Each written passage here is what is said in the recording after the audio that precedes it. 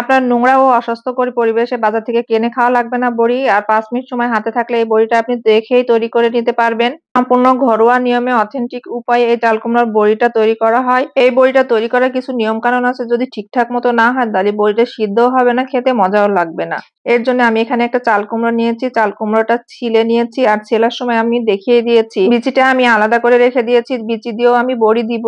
বিচি দিয়ে একটা বড়ি হয়, সেই বড়িটা দিয়ে ভাত মাখিয়ে খেতে অনেক বেশি মজা হয়। চাল কুমড়াটা আমি একটা গ্রেটারের সাহায্যে, গ্রেটারের যে চিকন অংশ আছে সেটা দিয়ে গ্রেট করে নিচ্ছি। এটাকে ইচ্ছা করলে ব্লেন্ডার দিয়েও করতে, ব্লেন্ডারে একটু বেশি মিহি হয়ে যায়। চাল কুমড়ার বড়ি দিতে হলে চাল কুমড়াটা একটু দানা দানা থাকলেই ভালো হয়।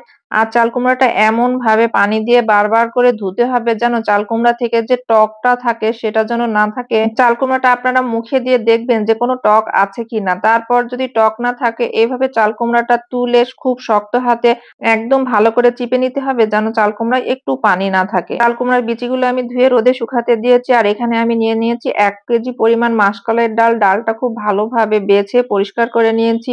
ডালটা খুব ভালোভাবে ধুয়ে আমি রাতেই ডালটা ভিজিয়ে রেখেছি। এই ডালটা ভিজতে ১০ থেকে ১২ ঘন্টা সময় লাগে। সারারাত ভিজিয়ে রাখার পরে যখন ডালটা নরম হয়ে গেছে তখন আমি বারবার পানি পাল্টিয়ে ঠিক এভাবে হাত দিয়ে ঘষে ঘষে ধুয়ে নিতে হবে যতক্ষণ পর্যন্ত ডাল থেকে একটা সাদা ফেনা বের হবে, ঠিক সাবানের মতো। আমরা কাপড়ে যেমন সাবান দিলে সাদা একটা ফেনা বের হয়, ডালটা ততক্ষণ পর্যন্ত ধুতে হবে যতক্ষণ পর্যন্ত ডাল থেকে এরকম ফেনা না আসবে। ডালটা ধুতে আমার ১ ঘন্টা সময় লেগেছে। আমি বারবার হাত দিয়ে ঘষে ঘষে ধুয়েছি।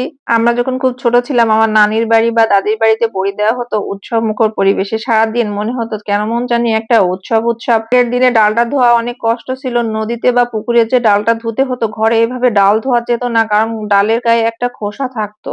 এখন তো বাজারে একদম ফ্রেশ ডাল পাওয়া যায়, যার জন্য ঘরের ভিতরে ডালটা পরিষ্কার করে ধুয়ে নেওয়া যায়। ডালটা একটা ছিদ্রওয়ালা ঝুড়িতে ছেঁকে নিতে হবে। এই ডালটাতে কোনো পানি ব্যবহার করা যাবে না বাটার সময়। অনেক অঞ্চলে এখন মেশিনে পিষেও এই বড়িটা দেয়, তবে আমার কাছে এই বড়িটা খেতে তেমন ভালো লাগে না মেশিনে পিষতে।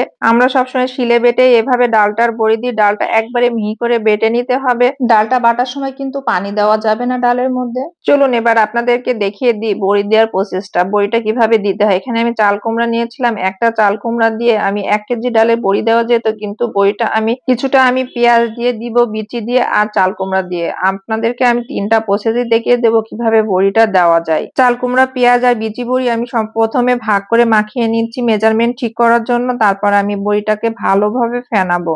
বিচিটা আমি হালকা করে ভেজে নিয়েছি আর পেঁয়াজটা আমি মিহি কুচি করে কেটে নিয়েছি। সমস্ত উপকরণ আমি ডালের সাথে আগেই মাখিয়ে রাখছি আর এভাবে মাখিয়ে রেখে দিয়ে এবার আমি বড়ির ডালটা ভালোভাবে ফেনিয়ে নেব। বড়ির ডালটা ফেনানোর সময় একটা জিনিস খেয়াল রাখতে হবে, বারবার এপাশ ওপাশ করে যে হাত ঘুরিয়ে ঘুরিয়ে এভাবে ফেনাতে হবে। আর ডালটা ফেনানোর সময় ৩ বার পানি নেওয়া যাবে। আমি যেভাবে হাতের মধ্যে করে পানি নিচ্ছি ঠিক এভাবেই ৩ বার পানি নেওয়া যাবে ডালে। এর চেয়ে ডালে বেশি পানি দেওয়া যাবে না। ডালটা বেশ খানিকক্ষণ সময় নিয়ে একদম ফেনাতে ফেনাতে ফোমের মতো পাতলা হয়ে যাবে। ডালের এই বড়িটা আমাদের ফ্যামিলিতে সবাই দিতে পারে। আমার সাথে আমার ফুপু ছিল। ফুপু সবসময় এভাবেই ফেনিয়ে দেয় আর আমি বসে বসে বড়ি দিই। আজকে আপনাদেরকে দেখানোর জন্য আমি ফেনিয়ে দিচ্ছি। আর বড়িটা ঠিকঠাক মতো ফেনানো হয়েছে কিনা একটা বাটির মধ্যে পানি দিয়ে এভাবে একটা বড়ির মতো করে দিলে দেখবেন যে বড়িটা টুপ করে ভেসে উঠেছে, তখনই বুঝবেন বড়িটা ফেনানো হয়ে গেছে। ফুপু একপাশে বসে বড়ি ফেনাচ্ছে আর আমি বড়ি দিচ্ছি। বড়িটা দেওয়ারও একটু নিয়ম আছে। বড়িটা হাতের মধ্যে নিয়ে এভাবে একটু একটু করে উঠানামা করিয়ে তারপরে বড়িটা বসাতে হবে। এটা একটু ছোট সাইজ করে দিতে পারেন আপনারা, ইচ্ছা মতো যে যার মতো সাইজ করে দিয়ে নিতে পারেন। প্রতিটা বড়ি ঠিক একই মাপে ফেনাতে হয়, তবে পেঁয়াজের বড়িটা ফেনাতে হলে পানির পরিমাণটা একটু কম দিতে হবে। পেঁয়াজে যেহেতু একটু পানি থাকে। পেঁয়াজের বড়িটা ইলিশ মাছ দিয়ে খেতে কিন্তু বেশি ভালো লাগে। আমরা এই সময় বড়িটা দিয়ে সংরক্ষণ করে রাখি। আর বিচি দিয়ে যে বড়িটা দেবেন সেই বড়িটা একটু মাথাটা কেটে কেটে চ্যাপ্টা চ্যাপ্টা করে দেবেন, যেহেতু বিচি আছে এর ভিতরে একটু। বড়িটা দেওয়ার পরে আমি ২ দিন টানা রোদ দিয়ে নিয়েছি। রোদ দেওয়ার পরে দেখেন কিভাবে উঠে যাচ্ছে। একটা বড়িও চালনের সাথে লেগে থাকছে না।